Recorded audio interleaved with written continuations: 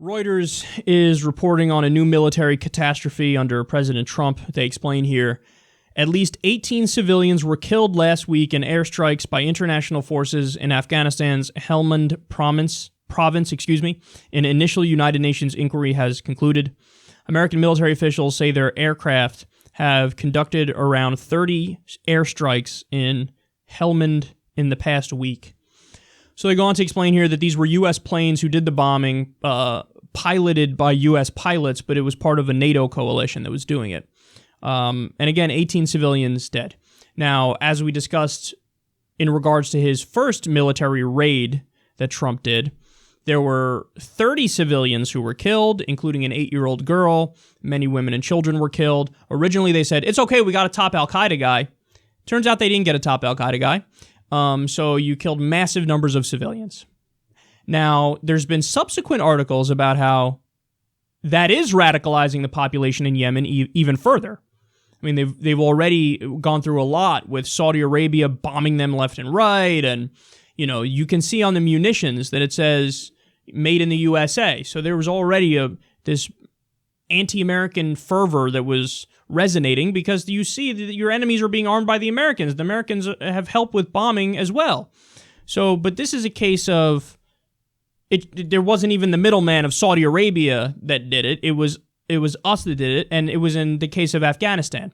So in Yemen, we learned now people are more open to the message of extremists because they go, hey, look, I may have hated al-Qaeda, but they're telling me they're going to protect my family, and my aunt just got blown up. So what am I going to do? I'm trying to defend myself here. So even though I don't agree with them, they're now more receptive to the messaging. Well, it's the same thing in Afghanistan. This happened when we bombed the hospital in Kunduz. Remember that? It was persistent bombing of a hospital where there was some bad intelligence from somewhere that said, oh, there's Taliban guys in there. There were no Taliban guys in there. We killed massive numbers of civilians. So when your argument is we need to be there to protect civilians from the big bad Taliban in the case of Afghanistan, and in the case of Yemen from al-Qaeda, even though the geopolitical alliances mean we're kind of on the other side in Yemen. But when you make that argument and then you kill civilians repeatedly, well, then that argument falls on deaf ears because you're saying, I'm going to protect you if it means I have to kill you. So you're not protecting them. And let me ask you a question. Why are we still in Afghanistan, and what's the definition of winning in Afghanistan? I want you to answer that question, seriously.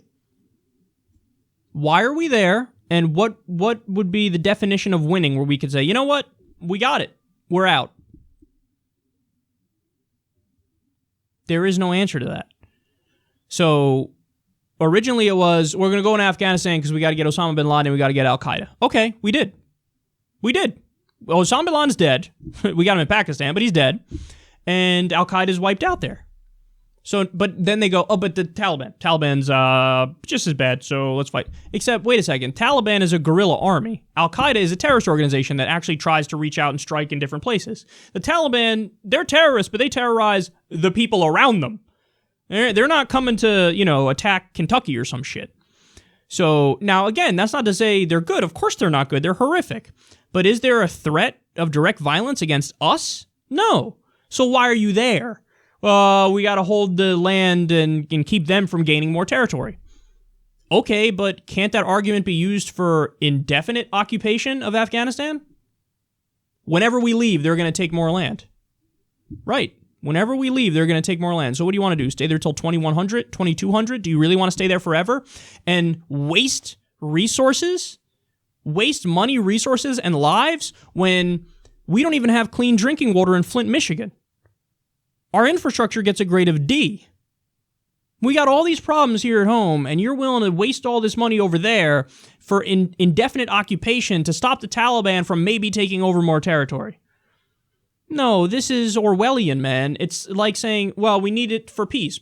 So peace is defined as permanent war. As long as we're permanently at war, we're at peace.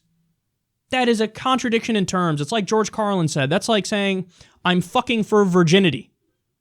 What do you mean you're fucking? That's the opposite of virginity. Like, what are you talking about? Yeah, you're doing a war. That's the opposite of peace. Yeah, but we're doing it for peace. What? So it's in Afghanistan, massacring civilians, further radicalizing the population. We think we're protecting them from the Taliban, but we're killing innocent people, and the Taliban is going to get even more popular because we're killing innocent people, and they're going to take over more land. Doing the same thing in Yemen, and under Trump, I think it's going to expand more. I mean, Obama, 90% of the people Obama killed with drones were innocent. Under Trump, that's probably going to get worse. And then he's probably going to do more strikes, and it's probably going to be in all the countries and then some. So it's probably going to be in, we're doing it in Afghanistan, Iraq, Syria, Pakistan, Yemen, Somalia, Libya. He'll probably, I'm scared about what's going to happen with Iran. He might escalate in Iran, and we might be at war with Iran, and the list goes on, man. I don't think there are any limits. We already had the apparatus set up by the previous administrations. Bush, horrific. Obama did not dismantle it. He put it in overdrive with the drone strikes and other things.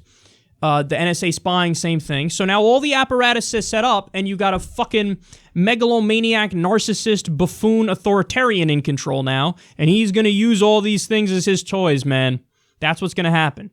I don't think he lost a wink of sleep after the 8-year-old girl died in his first raid. That was a disaster. I don't think he's going to lose any sleep over this with the airstrikes that kill 18 civilians. Who cares? Who cares? Meanwhile, you further radicalize people. You may waste more U.S. resources. You violate international law and human rights, and there's no end to it. We already spend $100 billion a year on 800 military bases across the world. When is it going to end? When are we going to cut that back? When are we going to stop wasting our resources and our lives? When are we going to stop killing innocent people? And by the way, we all know a lot of this has to do with geopolitics and strength and power and the chessboard of the world and imperialism and natural resources. I mean, Trump said it. I didn't say it. He said it. We're going to take the oil. And look at that. I just appointed the CEO of ExxonMobil to be Secretary of State. Drain the swamp my ass. He fucking is the swamp.